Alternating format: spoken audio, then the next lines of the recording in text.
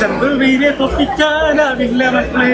അപ്പോ ഒരു വെടിക്കെട്ട് സിനിമ തന്നെയാണ്. കാരണം മലയാളികൾ പുലിയാണ്.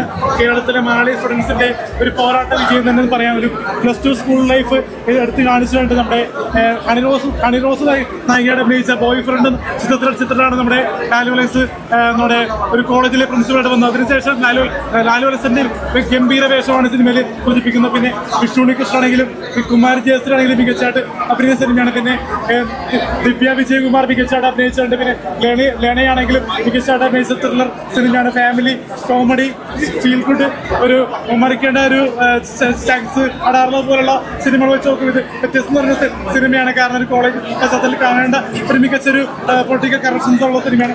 വിഷ്ണുണികൃഷ്ണന്റെ ഒരു കംബാക്ക് തന്നെ പറയാം. കള്ളനും ഭഗവതിക്ക് ശേഷം വിഷ്ണുണികൃഷ്ണൻ നല്ല സിനിമയാണ്. വെടിക്കുന്നതിന് ശേഷം ഗംഭീര ഒരു പെർഫോമൻസ് ആണ്. മാത്രമല്ല നമ്മുടെ ബോയ് ഫ്രണ്ടിന് ശേഷം നമ്മുടെ ബിഗ് ബോസ് താരം ഉണ്ടല്ലോ മണിക്കൂട്ടറിനൊക്കെ നല്ല ചെയ്ത്